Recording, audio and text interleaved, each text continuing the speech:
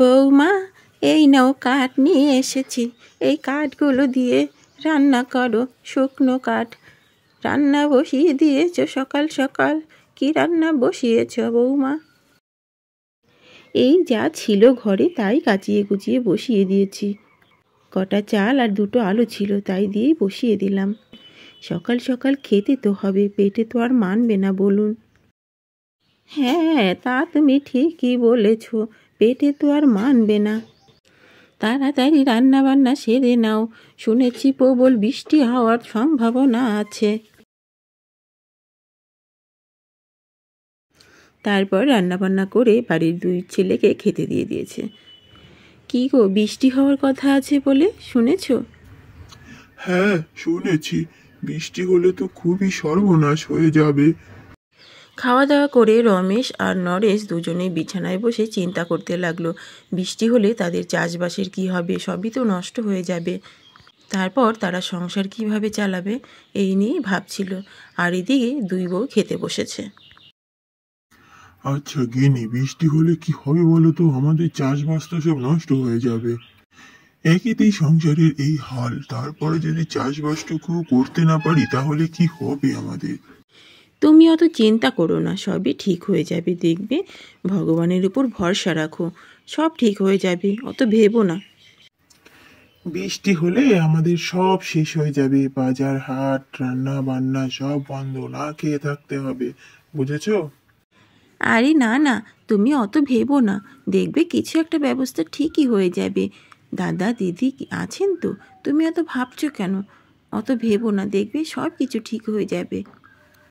বলতে বলতে খুব বৃষ্টি নেমে পড়েছে। রমেশ আর নরেশ দুজনে ছাতা মাথায় করে জমির দিকে রওনা দিল। রমেশ আর নরেশের মা দৌড়ে বসে ছেলেদের যাওয়া দেখতে থাকলো আর ভীষণ চিন্তায় পড়ে গেল। এইরকম যদি বৃষ্টি পরপর কয়েকদিন হয় তাহলে তাদের জমি টমি সবই ডুবে যাবে, কোনো চাষবাস হবে না, তাহলে তারা খাবে কি করে?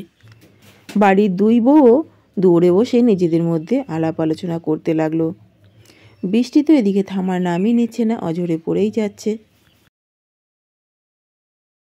দুই বউ নিজেদের মধ্যে গল্প করছিল, এমন সময় রমেশ ফিরে এসেছে। বৃষ্টিটাও থেমে গেছে। আরে গিন্নি, কি বিপদ হয়েছে বলো তো? জমি টমি সব ডুবে গেছে জলে, এখন আমাদের চাষবাস কিভাবে হবে? হ্যাঁ গো, এখন তো খুব বিপদ হলো, ঘরে তো কিচ্ছু নেই রান্না বান্না করার, কী যে করব আমিও বুঝতে পারছি না।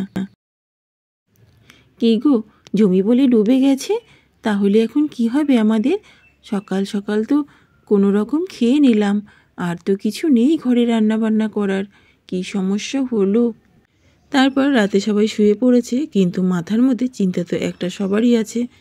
রাত পোহালে তারা কি খাবে, কি করবে, বাজার হাট কীভাবে করবে চাষবাস না করতে পারলে? না, সকালে উঠে দিদির সঙ্গে একটু আলোচনা করতে হবে, এইভাবে তো চলতে পারে না, আমাদেরকে কিছু একটা করতে হবে।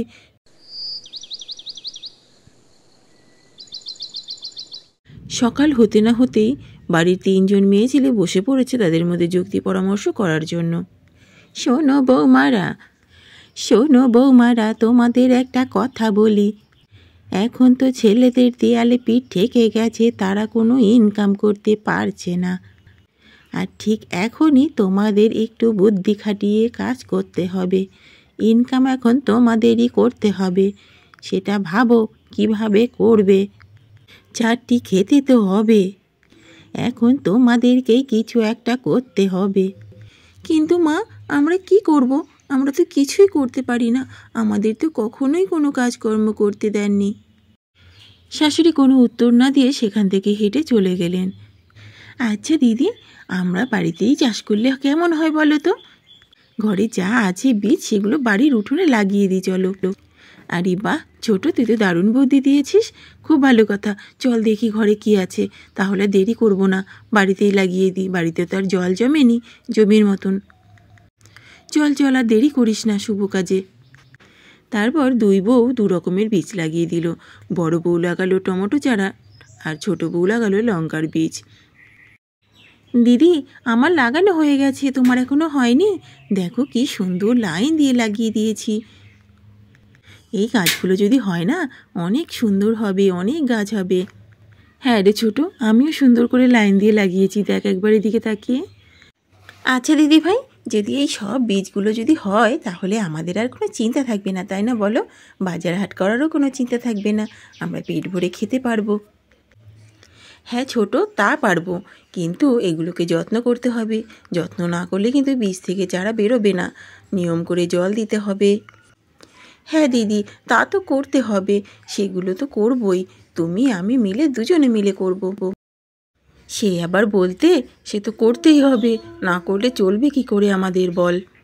চল এখন ঘরে যাই, অনেক পরিশ্রম হয়ে গেল।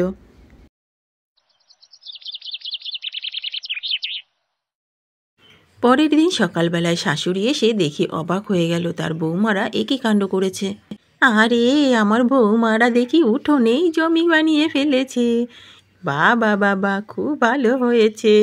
এগুলো যদি হয় আমাদের আর কোনো চিন্তাই থাকবে না। আমার বৌমাদের মাথায় বুদ্ধি আছে বলতে হবে। ঠাকুর, এগুলো যেন সব হয়ে যায়, তাহলে আর আমাদের কোনো চিন্তা থাকে না।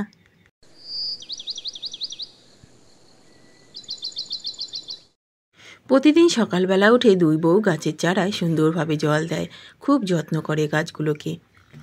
আচ্ছা দিদি, দেখো গাছগুলো কি সুন্দর হয়েছে, সবুজ সবুজ। হ্যাঁ রে ছোটু, ঠিকই বলেছিস।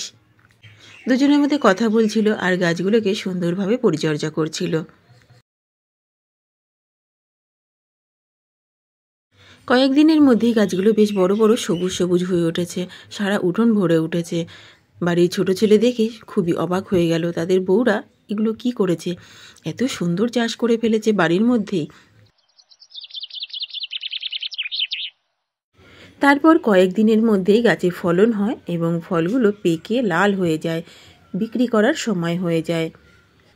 সেটা দেখে বাড়ির প্রত্যেকেই খুশি, ভীষণ খুশি। তারা এগুলো বিক্রি করে সুন্দরভাবে জীবনযাপন করতে পারবে, তাদের আর অভাব থাকবে না।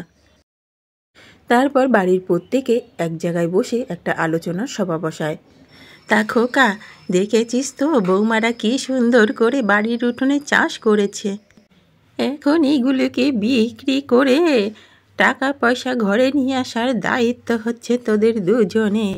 বৌমারা কিন্তু এর পেছনে অনেক পরিশ্রম করেছে, তাই বুঝে শুনে বিক্রি করবি। তারপর দুই ভাইয়ের মধ্যে পরামর্শ করে নিল। সবই তো বুঝলাম, তার আগে তো ফসলগুলো তুলতে হবে মা জমি থেকে। শুনেই ঝটপট দুই বউ জমি থেকে লঙ্কা এবং টমেটো তুলতে লাগলো, আর অনেক তুলে ফেলেছে, আরও গাছে প্রচুর রয়েছে। তারা এটা ভালোই বুঝতে পেরেছে, এই ফসলগুলো বিক্রি করে তাদের আর কোনো অভাবই থাকবে না, তারা ভালোভাবে তিনবেলা খেয়ে পরে থাকতে পারবে। তাহলে বন্ধুরা, আমরা এই ভিডিওটা থেকে কি শিখতে পারলাম?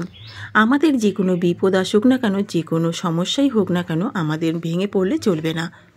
মনে জোর নিয়ে বুদ্ধি খাটিয়ে আমাদের কাজ করতে হবে, তাহলেই আমরা সঠিক রাস্তা খুঁজে পাবো। তাহলে বন্ধুরা, আজকের এই গল্পটি এই পর্যন্তই। গল্পটি যদি তোমাদের ভালো লেগে থাকে তাহলে অতি অবশ্যই আমাদের এই চ্যানেলটি সাবস্ক্রাইব করে এবং লাইক শেয়ার করে পাশে থেকো। ধন্যবাদ।